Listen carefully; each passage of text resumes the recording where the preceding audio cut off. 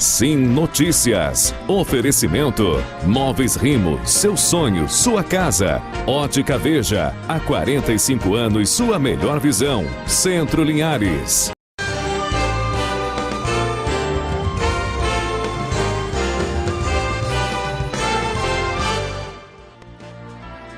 Olá, fique bem informado a partir de agora, ligado aqui na sua TV5. Começa agora o Sim Notícias. Veja os destaques desta terça-feira. Linhares está com quase todas as unidades de UTI para pacientes com a Covid-19 ocupadas. Vacinação para idosos dos 70 aos 74 anos começa nesta semana aqui na cidade. Em Aracruz, comerciantes fecharam uma rodovia em protesto contra a quarentena. Em São Mateus, as notícias falsas têm atrapalhado os atendimentos em saúde do Hospital Roberto Silvares. A dor da perda de um ente querido para a Covid-19. A polícia prendeu em Linhares uma quadrilha especializada em furtos de carros. Empreendedores começam a faturar com a fabricação de ovos de Páscoa artesanais. Estes e outros assuntos agora aqui na TV Sim, canal do Espírito Santo.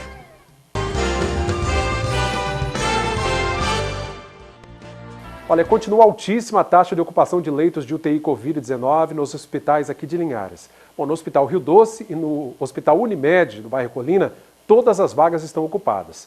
Há apenas uma vaga disponível no Hospital Geral de Linhares. Com um número elevadíssimo de internações de pacientes com Covid-19 e o número de leitos chegando ao limite, o secretário de Saúde explica que estamos vivendo o pior período da pandemia. É um momento assim, de extrema dificuldade que a gente está passando em função da pandemia. Os leitos todos ocupados, então nós temos hoje, no HGL, por exemplo, nós temos uma vaga só, uma vaga de leito hospitalar. Né? No Rio Doce, nenhuma vaga disponível. E na Unimed, somente uma também. E quando se procura em outro hospital fora, a dificuldade é a mesma. Então, os hospitais hoje todos estão lotados.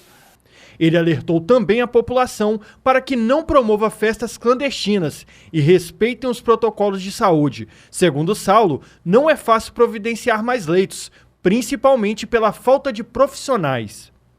Todo cuidado é pouco. Então, mais uma vez, fica o pedido aí para todos. A gente está vendo os eventos ainda acontecendo. Então, esse não é o momento mais para evento. Então, assim, chegamos de fato no limite. Esse é o limite. Não tem mais como você criar espaços em hospitais para abrir novos leitos. Né? Por mais espaço que se crie hoje, nós não temos mão de obra também. E a chegada das vacinas está aquém do que todo mundo esperava. Porém, as pessoas que têm acima de 70 anos já devem ser vacinadas no decorrer dessa semana. Não está na proporção que a gente gostaria. Gostaria que tivesse vacina para todos. Isso, na verdade, a gente tem feito uma logística muito grande. Temos uma estrutura montada de 30 unidades de saúde com condições de fazer uma vacinação em massa, mas a gente depende da vacina disponível. Então, nós recebemos 13.948 vacinas até agora, né, no município. Desse público, nós já tivemos também a vacinação da segunda dose para o público acima de 85 anos. Vamos vacinar agora o público de 70 anos a 75. Chegou uma quantidade de vacinas para esse público, não a quantidade integral. E só reforçando, não é necessário se dirigir às unidades de saúde antes do agendamento. A própria unidade de saúde, os profissionais da unidade de saúde que manterão contato com cada pessoa, fazendo o agendamento da vacinação. É claro, caso alguém não tenha sido contactado, ou caso alguém não tenha cadastro na unidade de saúde, ou seja, não tenha utilizado o serviço, ou não tenha sido cadastrado, pode também manter contato, pode ligar para a unidade e a unidade faz o agendamento. Mas, de qualquer forma, nós temos todo o cadastro do município e os profissionais estarão ligando. Caso alguém prefira, por segurança, manter o contato da unidade, pode ficar à vontade que a gente vai estar fazendo atendimento e fazendo o agendamento. Em Aracruz, comerciantes fizeram um protesto e chegaram a interditar uma rodovia manifestando contra essa quarentena decretada pelo governo do estado. O protesto foi organizado por um grupo de comerciantes na manhã desta terça-feira, por volta das 6 horas. Eles interditaram a rodovia ES 247, que liga Aracruz a Ibiraçu. Os manifestantes, com cartazes nas mãos, reclamavam o direito de continuar funcionando, mesmo com o decreto do governo do estado. Nas imagens, é possível ver que foi ateado fogo em madeiras para impedir o tráfego de veículos. O protesto não contou com a participação da Câmara de Dirigentes Lojistas de Aracruz. Situação complicada. Os comerciantes de Aracruz, desde o início desta quarentena, têm realmente insistido de que querem funcionar, querem abrir suas lojas. A gente traz agora um giro policial da nossa região. 3 pessoas foram levadas para a 16ª Delegacia de Linhares na noite desta segunda-feira. 2 jovens de 20 e 24 anos e um menor de 16 anos, que é apontado pela Polícia Militar como proprietário de uma pedra de crack que pesa aproximadamente meio quilo e é avaliada em R$12 mil no mercado do tráfico de drogas. Outros entorpecentes também foram encontrados no imóvel no bairro Interlagos. E para a PM, não há dúvidas de que o menor é dono de 84 bolinhas de haxixe, uma bucha de maconha, 84 pedras de crack, além de R$280 em espécie. Toda a droga estava escondida em pertences pessoais do menor. 2 assaltantes renderam um operador de caixa de um supermercado na região do bairro Canivete na noite desta segunda-feira. O roubo foi pouco depois das 8 da noite. Quando chegaram, os marginais foram para um setor fingindo ser consumidores. Em seguida, eles retornam ao caixa e o de boné vermelho saca uma arma e rende a vítima. O comparsa dele recolhe o que tem no caixa e a dupla foge. Denúncias podem ser feitas através do 181 ou 190. E a polícia prendeu uma quadrilha especializada no furto de veículos aqui no norte do estado. 5 pessoas foram detidas. E a Polícia Militar fez um brilhante trabalho ontem, conseguiu prender 5 elementos que estão aqui na nossa delegacia. Todos foram presos em flagrante aqui no nosso plantão. O delegado de plantonista fez o flagrante de todos eles e estão aguardando somente a exames de lesão corporal para encaminhá-los para o Presídio Regional de Linhares. Como é que a polícia descreve que ela chegou a essas pessoas? Estavam morando aqui na cidade de Linhares? São da cidade de Linhares? Que tipo de informação nesse sentido pode ser levantada? Bom, essas pessoas, alguns deles não são, a maioria deles não são moradores de Linhares. Alguns deles têm passagem por crime de roubo e já pagaram cadeia durante muitos anos. E agora estão novamente presos pela prática de crime de furto e roubo de veículo. Há uma informação ainda não confirmada por nós, eu não sei se o delegado vai confirmar, dando conta de que eles teriam roubado um carro na cidade de Boa Esperança e trazido aqui para a cidade de Linhares. Confirma essa informação? Está confirmado, Zé. Essa foi a história do crime e eles estavam tentando se desfazer do carro aqui na nossa região. Eles roubavam carros em Linhares e levavam para outro município também, doutor? Isso está sendo investigado pela nossa delegacia DEIC, a Delegacia Especializada de Furtos e Roubos, que a gente tem indicativos de que esses bandidos costumam roubar e furtar carros aqui e levar para o sul da Bahia. Bom, ainda sobre os destaques policiais, nós falamos na edição passada sobre a morte de um homem no bairro Shell, uma briga de família. Ele foi esfaqueado por uma mulher. Bom, o repórter Oséias Farias ouviu o delegado responsável pelo caso. Bem, nós estamos aqui na 16ª Delegacia Regional. Hoje nós vamos falar sobre mais um crime de proximidade que aconteceu aqui na cidade de Linhares. No último sábado, Manuel Santos Barbosa acabou sendo assassinado quando estava em uma festa. Nós vamos descobrir um pouco do contexto, o que de fato aconteceu. O delegado Tiago Cavalcante vai nos ajudar nisso. Doutor, o que aconteceu na noite do último sábado que resultou nesse homicídio? Então, estava acontecendo 2 encontros familiares, né? Assim, a casa deles é dividida, andar de cima, andar inferior. E a família de cima começou a discutir com a família de baixo. Não é um motivo aparentemente banal. E nessa discussão o celular de um deles caiu. Quando o celular dele caiu, ele desceu para tirar satisfação com o indivíduo. Lá embaixo começou uma discussão maior. Entraram em vias de fato, outros membros da família começaram a discutir, aí veio o soco, um pegou a faca, outro pegou a enxada, e só cessou quando um dos indivíduos, deu uma espetada no braço do outro com um espeto de churrasco, que foi o Manuel, né? Deu uma espetada no braço de um deles lá. Cessada a discussão, a irmã daquele lesionado foi conversar com o Manuel no sentido de apaziguar, pedir desculpa, mas Não era a intenção dela, ela estava com a faca escondida debaixo da roupa e ao se aproximar dele, efetuou uma única facada no peito dele, uma única facada fatal. Os membros da família intervieram, foram para cima dela, mas a facada foi fatal. E ela, após essa facada, fugiu, conseguiu fugir. Mas assim, todos identificados, o inquérito está bem montado, a punição dela vai vir.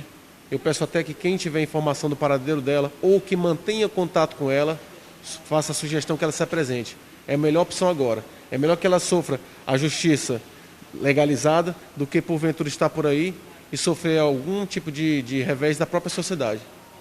Doutor, o nome da agressora completo e se ela tem algum antecedente criminal? Então, ela não tem antecedente criminal, a Daniela Lacerda Mendes, ela não tem. E isso facilitaria que ela viesse aqui. Então a gente espera que, mas a polícia vai continuar com suas diligências, a gente está em busca atrás dela. Mas quem tiver uma sugestão, quem puder ajudar, está aí o 181 para que possa passar informações do paradeiro dela para a gente. Doutor, é importante lembrar que nós estamos num momento de pandemia e nós estamos falando aqui de uma briga familiar, né? Estava acontecendo um churrasco, crime de proximidade. O senhor, como policial, como da Força de Segurança, o senhor alertaria a comunidade para esse tipo de situação, para não animar os ânimos, né? Para não aflorar os ânimos nesse momento de pandemia, onde as famílias precisam estar juntas, precisam manter a calma?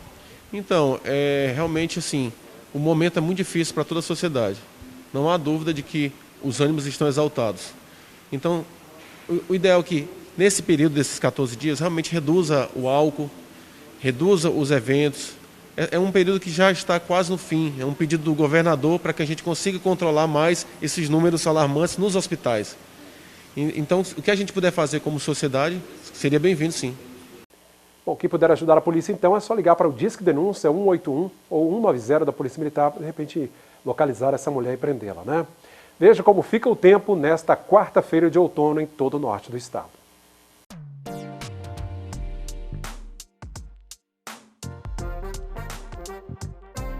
Quarta-feira de sol entre nuvens e sem chuva, Linhares com temperaturas entre 24 e 34 graus. Colatina terá mínima de 23 e máxima de 33 graus. Em São Mateus, variação entre 24 e 32. E em Vitória, mínima de 22 e máxima de 33 graus. A seguir, os destaques de São Mateus e região. Eu volto já.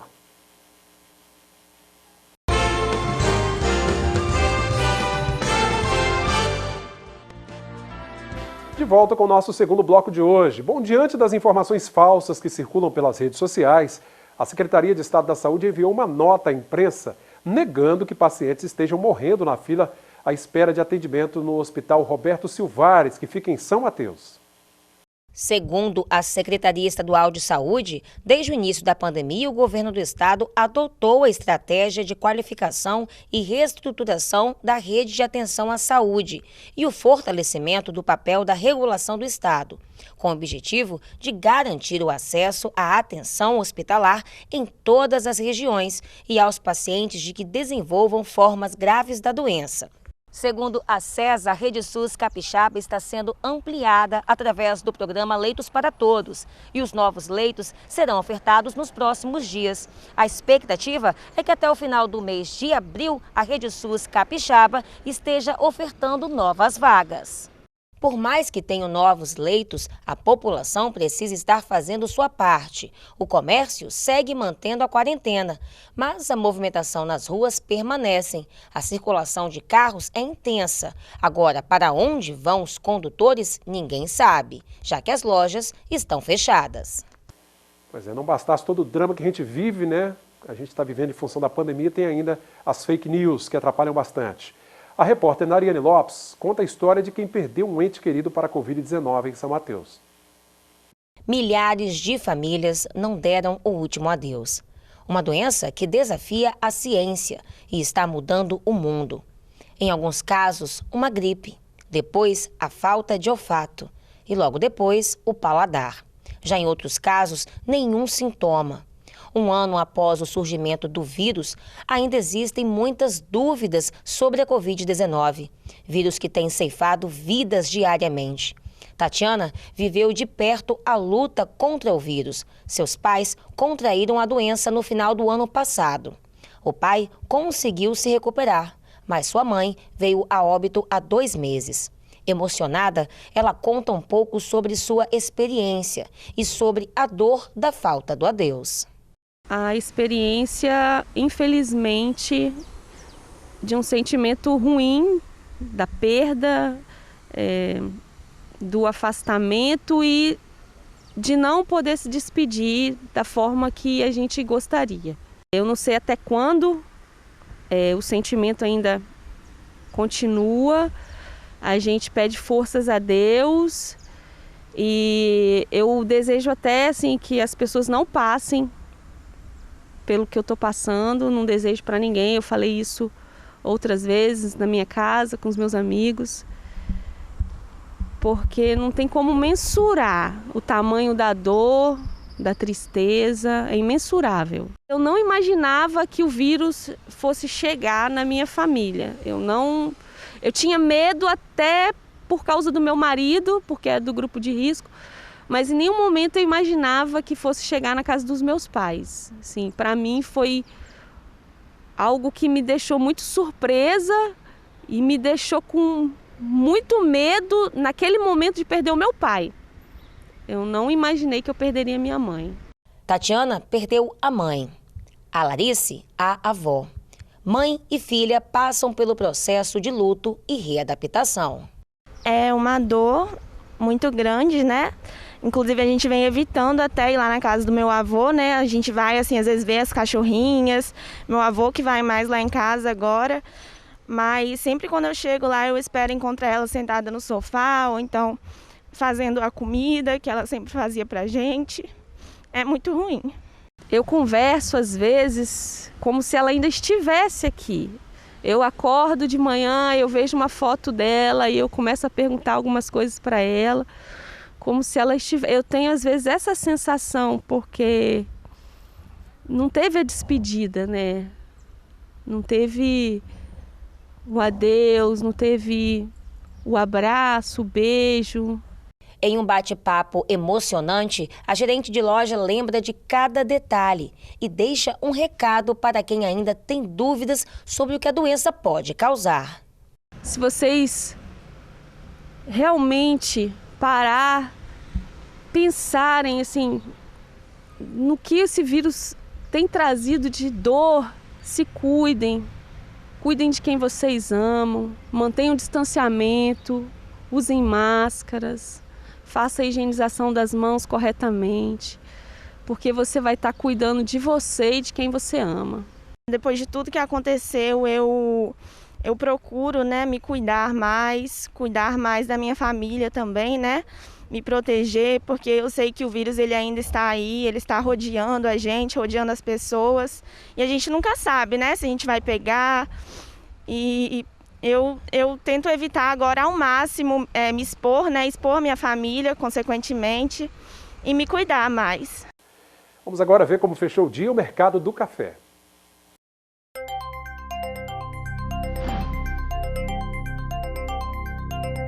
O Arábica tipo 6, R$ 635 a saca.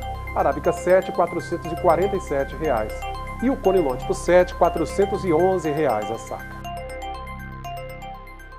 Vamos para um rápido intervalo. Daqui a pouquinho você vai ver que empreendedores aqui em Linhares já estão faturando alto com as encomendas de ovos de Páscoa, né, para a Páscoa que já está chegando. É um instante só, depois do intervalo.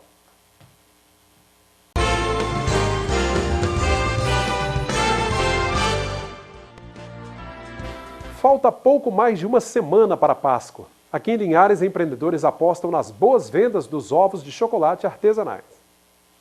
Há poucos dias da Páscoa, a corrida por ovos de chocolate começa a movimentar o comércio alimentício. Nos supermercados, os queridinhos começam a ganhar nomes e personagens que fazem a alegria da criançada, o que não alegra muitos pais. Em comparação com o ano passado, os ovos de Páscoa quase que dobraram de preço. Devido à pandemia e à alta nesses produtos, quem tem se beneficiado são os pequenos empreendedores que fazem ovos de Páscoa. O valor acessível e a variedade nos sabores têm conquistado ainda mais clientes, como a Andréia, que há 8 anos faz a vida dos seus clientes ser mais doce. a fabricação de ovos foi a família. Logo no início, né, a minha primeira Páscoa foi em 2016, né? E a família pediu, faz ovos de Páscoa, você está fazendo bolinho, docinho. E aí a gente começou a fazer. Fui a Vitória, fiz um curso e foi a minha primeira Páscoa em 2016. Trabalhar com ovos de Páscoa vai muito além da venda. O preparo começa muito antes do início da temporada. A embalagem, o cardápio, cada detalhe é pensado com até 3 meses de antecedência. Que aí todo o processo de avaliação de embalagem, né? Identificação de logomarca, cartões de Páscoa, porque a gente trabalha sempre tenta levar para o nosso cliente o melhor que a gente pode, né? Questão de embalagem, né? Transporte, em todas essas questões. Então, aí, no mínimo, 3 meses antes da Páscoa. Cada ano, Andréa estabelece uma meta para ser batida. No ano passado, a meta era vender 80 ovos. Nesse ano, ela espera superar essa marca. Na verdade, todo ano eu tento pôr metas, né? E o ano passado a gente conseguiu alcançar a meta e esse ano a gente pretende vender até 70 a 80 ovos. De forma a agradar ainda mais os seus clientes e conquistar novos, ela busca sempre se reinventar nos sabores. Mas tem aqueles que já possuem um lugarzinho especial no coração dos consumidores. Se reinventar é sempre bom, mas sempre tem aqueles que são adaptos ao ninho, Nutella, né? Então, esse daí não pode ficar fora do cardápio. Mas sempre tem. Hoje, esse ano, nós trouxemos, por exemplo, o bolo Red Velvet, que é muito famoso, né? E aí nós incrementamos com a geleia de morango. Então, esse ano veio a novidade do ovo Red Velvet com geleia de morango, porque a saída dele foi muito grande. E para quem deseja substituir os ovos industrializados pelos artesanais, fica a dica, os preços variam de R$ 50 a R$ 95. Sem contar que esse ovo de colher, né, que é o ovo gourmet, eles são ovos que mais artesanal, né? Não são aqueles ovos de chocolate oco, que só vem 2, 3 ovinhos. Eles são ovos recheados, saborizados, né? E ainda é feito com muito carinho, né, por nós. É isso aí, muito sucesso aos empreendedores, né, às confeiteiras, doceiras, enfim. Vamos agora trazendo a coluna Economia e Negócios com a Bel Fiorotti.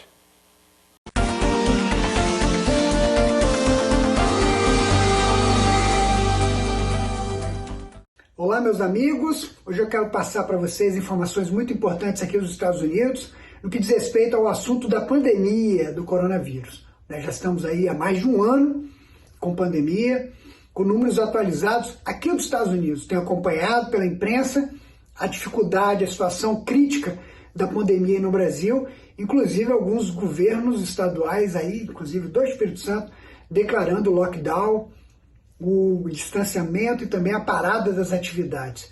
Inclusive vi algumas matérias onde que produtos assim ditos não essenciais não podem ser comercializados dentro, por exemplo, do supermercado. Algum tipo de decreto. Estou sentindo assim, uma situação muito confusa aí no Brasil. Espero que as coisas melhorem e que o Brasil consiga atingir aí um caminho. O que eu quero compartilhar com vocês é a experiência aqui dos Estados Unidos. Os números de morte, de números de casos e de hospitalização vêm caindo consideravelmente. Isso devido principalmente ao esforço de vacinação. Os Estados Unidos já tem mais de 160 milhões de vacinas distribuídas, 125 milhões de doses já aplicadas e mais de 70 milhões de americanos já vacinados, totalmente vacinados. A gente tem números assim de melhoras consideráveis aqui nos Estados Unidos. Mesmo assim, em alguns casos ainda existem aglomerações e toque de recolher. Ainda assim, as medidas de restrições de uso de máscara e álcool em gel, distanciamento, também ainda estão em vigor. O presidente Biden prometeu, né, na verdade espera-se, não prometeu, né, ele está contando que no 4 de julho, que é o dia da independência aqui nos Estados Unidos, o país possa voltar a viver uma certa normalidade, com pequenas aglomerações e tudo mais próximo da antiga normalidade. Isso porque ele acredita, e pelo menos vai estar disponível para todos os americanos, vacinação 100% para a população até o final de maio, né, aqui nos Estados Unidos. vai ter vacina para todo mundo. Hoje já se consegue vacinar aqui, inclusive, no estado da Flórida, pessoas acima de 18 anos, sem distinção de idade. Vários amigos meus, inclusive, já se vacinaram. É lógico, alguns estados já diminuíram o limite e o ritmo da vacina aqui está intenso. 2,5 milhões de pessoas diárias sendo vacinadas aqui nos Estados Unidos e a meta é chegar a 3 milhões de doses aplicadas por dia. Essas são as informações direto dos Estados Unidos para você que acompanha a coluna Economia e Negócio. Tenham todos uma ótima e abençoada semana. Até a próxima coluna e, como sempre digo, vamos em frente. Obrigado, Abel, pela participação. Até semana que vem. Continue conosco, acessando as nossas redes sociais, Instagram, Facebook. No YouTube, dê seu like e compartilhe os nossos vídeos. O WhatsApp é o 996224547. TV Sim, canal do Espírito Santo.